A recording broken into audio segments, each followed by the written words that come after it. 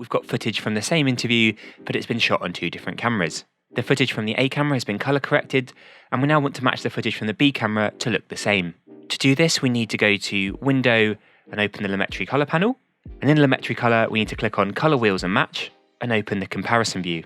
In this view, on the left is the reference, and you can move this slider to choose the correct shot you want to use as a reference. And on the right is the shot you're going to apply the color match to.